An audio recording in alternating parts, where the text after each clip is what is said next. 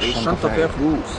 فلوس ايه دي؟ كنت رايح اعمل عمليه لبنت اختي. طب يا عم ربنا يشفيها بقى ويعوض عليك، معلش دور كويس خدتش هتلاقي. بالك منها يا حبيب قلبي؟ لا ما خدناش بالنا، ده احنا كنا بنصلي دلوقتي حالا، احنا نكذب عليك يعني؟ طب بس انا بس هعمل حاجه في العربيه معلش. هسيب لك رقم تليفوني، بالله عليك لو لاحظت اي حاجه او شفت اي حاجه لمحتها كده ولا كده هنا وهنا، او لاحظتها في ايد حد او كده، بالله عليك بلغني. طيب اكتب رقمك.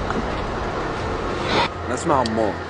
تمام يا عمار، انت من هنا اصلا عمار؟ اه انا من هنا. تمام، متفائل خير باذن الله هتلاقيها، طالما الفلوس دي جايه في عمليه فصدقني هتلاقيها. في رعايه الله يا واحد. عارف انت ازاي كده؟ خلاص اقسم بقى. بالله لا مش خلاص، صدقني يعني. انت رايح فين دلوقتي؟ طالع طوالي كده؟ بالظبط. طب تعالى هوصلك يلا. بس كده يا عم؟